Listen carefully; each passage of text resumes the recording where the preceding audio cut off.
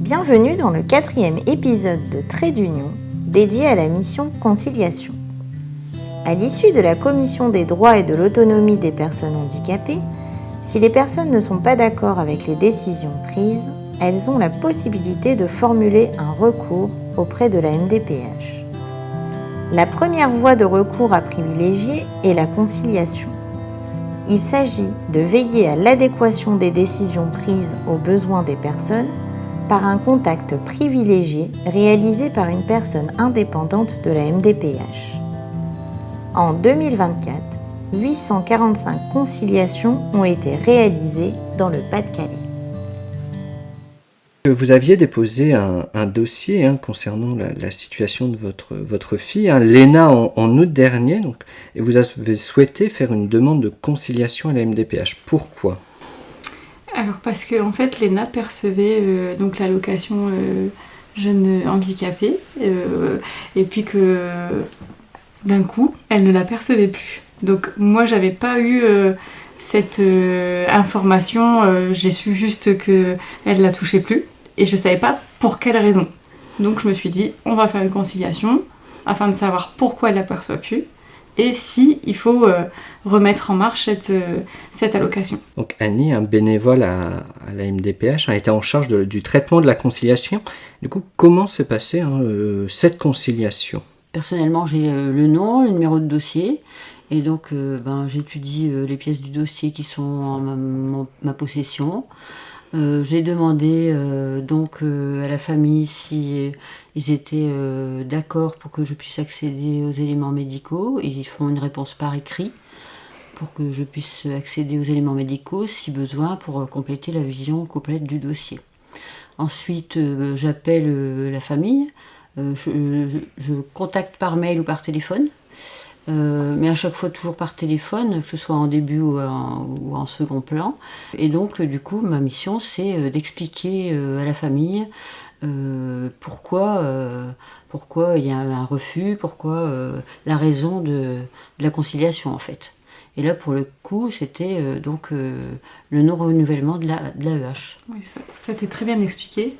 Et c'était justement une des raisons pour lesquelles j'avais fait une conciliation, pour comprendre pourquoi d'un coup elle n'avait plus le droit. Et vous avez bien expliqué aussi que s'il y avait un changement dans son dossier, une évolution des besoins complémentaires qui venaient à se mettre en place, c'était pas complètement fermé et qu'on pouvait refaire une demande Exactement. À ce moment-là. Donc ça a été aussi pour vous l'occasion d'être écouté ? Oui, et de comprendre aussi en fait finalement. Parce que nos notifications de décision ne sont pas assez explicites. En fait, moi j'ai eu l'arrêt et il n'y avait rien d'autre. Pouf, ça prend fin et on ne sait pas pourquoi. Et en tant que parent, on se dit qu'est-ce qui se passe ? Pourquoi d'un coup ça s'arrête ? Donc c'était bien. Suite à la conciliation, vous n'avez pas demandé de recours administratif préalable obligatoire. Pourquoi ? Parce que j'avais compris les raisons de cet arrêt et donc il n'y avait pas nécessité de faire un recours. Donc Annie, vous êtes conciliatrice à MDPH, alors votre rôle est d'exercer cette conciliation. Alors comment vous vivez cette mission, vous qui n'êtes pas un professionnel de la MDPH ? Alors moi je vis ça comme un éclairage pour les familles, déjà un contact et une écoute pour les familles qui en général apprécient beaucoup l'écoute et apprécient beaucoup le coup de fil pour les explications parce que effectivement les notifications pas forcément compréhensibles parce que n'ont pas l'habitude ou pas forcément quand c'est un rejet par exemple il n'y a pas forcément les motifs, pourquoi quelquefois le taux d'invalidité change, se modifie, enfin un tas de raisons qui fait que elles ne comprennent pas forcément les décisions. Du coup c'est en général une écoute par rapport à ça mais aussi par rapport à toutes les difficultés de l'enfant et de l'adolescent. En général les parents explique les difficultés, comment ça se passe à l'école, un tas de choses qu'ils n'ont pas l'occasion d'exprimer par ailleurs. Et donc comment la MDPH vous accompagne dans le cadre de votre mission ? Alors dans le cadre de l'étude du dossier, je regarde par exemple la fiche de synthèse qui est une synthèse de l'évaluation qui a été établi par en général 2 personnes. Une personne qui est plus dans le domaine scolaire, une personne qui est plus dans le domaine médical.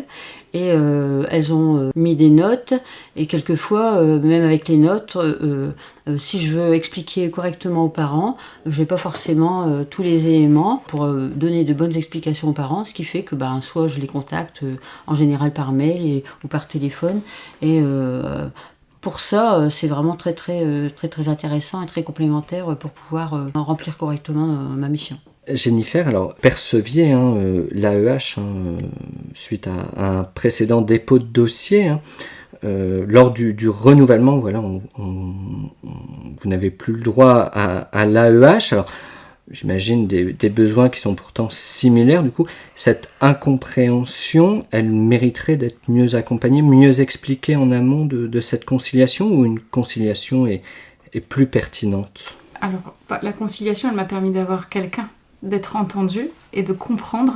Donc c'est sûr que avoir un accompagnement, on a l'impression de se connaître, même si c'est pas le cas. En plus, madame a pu aller voir le dossier médical de Léna, donc je pense que c'est une certaine confiance qui se fait par rapport au dossier de ma fille. Alors si ça avait été expliqué directement sur le courrier, c'est sûr que j'aurais peut-être compris et n'aurait pas dû aller jusqu'à la conciliation. Maintenant, comme dit madame, parfois ça permet à certaines personnes de parler d'autres problèmes. Donc, quelle est la bonne solution? Une écoute, ça c'est sûr en tout cas.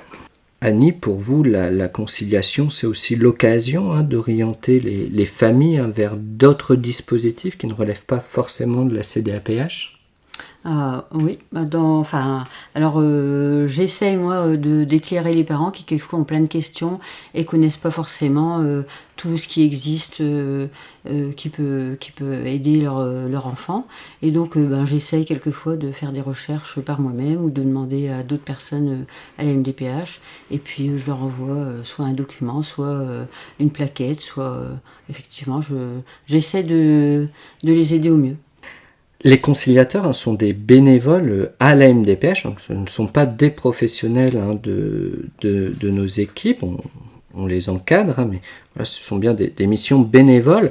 Du coup, Jennifer, dans le contact avec Annie, est-ce que vous avez senti cette indépendance par rapport à la MDPH ou pas? Alors, j'ai eu une écoute, j'ai eu des conseils, on a parlé de plein de choses autres que la conciliation. Et alors le côté indépendant peut-être pas vraiment, c'était impartial. Voilà, ce côté impartial il était là, c'est-à-dire que il n'y avait pas prise parti pour moi ni prise parti pour la MDPH, on était vraiment sur une décision qui était juste en fait à ce moment-là, à cette époque où j'ai fait cette conciliation. La décision était bien expliquée et juste, donc non, c'était bien. Annie, cette neutralité, elle vous tient à cœur, j'imagine? Ça me tient à cœur, et puis aussi en général, alors là je me souviens plus exactement les termes que j'ai pu employer, mais en tout cas je précise toujours que c'est une préconisation que je fais, et en aucun cas je décide quoi que ce soit. Je fais une préconisation soit de maintien, soit de réévaluation, et que après la commission de recours valide ou pas ma préconisation. Mais du coup j'insiste toujours là-dessus. Jennifer, suite à l'entretien avec Annie, vous avez reçu un rapport de conciliation qui vous permet aussi d'avoir une trace de ce qui a été dit lors de l'entretien. Ce document, vous l'avez reçu, et est-ce qu'il est fidèle à votre échange? Oui, tout à fait. Jennifer, comment avez-vous eu connaissance des voies de recours, et surtout quelle a été votre démarche pour rentrer en contact avec un conciliateur? Finalement, dans le courrier où on nous annonce cette décision, il y a quand même une petite notification, alors même si on ne savait pas pourquoi, il y a quand même la notification que si nous ne sommes pas d'accord, on peut rencontrer ou créer un dossier avec un conciliateur, et là tout est indiqué sur ce courrier. Est-ce que vous jugez que le délai pour faire une conciliation et le contact avec le conciliateur sont faits dans des délais respectables? Oui, tout à fait, oui. En tout cas pour ma part. Pour mon dossier, j'ai trouvé ça très bien au niveau du délai, et puis de l'écoute après qu'on a eu le contact qui s'est fait rapidement ensuite ensemble, il n'y a eu aucun souci là-dessus. Annie, la conciliation est une modalité de recours qui est en montée en charge depuis maintenant quelques années. Une hausse d'activité de conciliation et donc un engagement fort de votre part dans cette mission. Voilà, qu'est-ce que ça suscite aussi, cette mission de conciliation chez vous, qui n'avait plus d'activité professionnelle salariée? Alors ça me fait un petit rappel justement de mon activité. C'est pas trop puisque c'est bénévole et que c'est à temps vraiment très très partiel, selon aussi les possibilités le temps qu'on peut donner à la MDPH. Mais clairement le fait de pouvoir écouter les familles, leur donner des conseils et puis éventuellement les aider, au moins déjà à les écouter et les aiguiller, franchement je trouve ça très très positif, en dehors du fait de l'étude du dossier et tout ça qui est quand même qui prend quand même pas mal de temps si on veut vraiment bien regarder tous les éléments. Mais franchement, l'échange avec la famille, je trouve que c'est essentiel et primordial. Et beaucoup de familles disent plusieurs fois merci à la fin de l'appel téléphonique. Ouais, je pense qu'on se sent écouté. Donc voilà, suite à la conciliation, voilà, est-ce que vous avez eu de nouveau une démarche vers la MDPH ? Alors oui, depuis la conciliation, il y a eu une évolution dans le stade de l'ENA, puisque avec son équipe pédagogique, on a décidé de remettre en place une demande, puisque maintenant elle est suivie par une ergothérapeute. Donc on a refait un dossier auprès de la MDPH et aujourd'hui on perçoit à nouveau l'AEH, ce qui nous permet de payer l'ergothérapeute de l'ENA. Donc les conciliateurs de la MDPH sont des bénévoles qui généralement travaillent une journée par semaine dans les locaux de la MDPH et donc il peut y avoir parfois de la complexité à joindre les personnes qui souhaitent bénéficier d'une conciliation. Alors dans le cas de la conciliation qui concerne le dossier de l'ENA, comment s'est passé ce premier contact, voilà, comment s'est organisé voilà, le rendez-vous pour pouvoir échanger autour du dossier? Alors le premier contact s'est fait par mail, puisque donc on a eu d'abord une demande pour accéder au dossier médical de l'ENA. Donc moi je n'y voyais pas d'inconvénient, puisqu'il fallait quand même pouvoir prendre une décision en tout état de cause, donc avec tous les éléments. Donc c'est donc normal que j'ai donné mon accord en fait pour accéder au dossier médical. Et ensuite, après cette vision sur le dossier médical, on a trouvé un rendez-vous téléphonique qui convenait à toutes les deux. Voilà, et donc en fait je peux rajouter que quelquefois c'est vrai un peu plus compliqué selon les emplois du temps des uns et des autres, les parents qui travaillent, etc. Et moi ma journée de présence. Alors donc soit par mail on se met d'accord sur un créneau, soit parfois j'appelle quand je suis pas à la MDPH en numéro caché pour...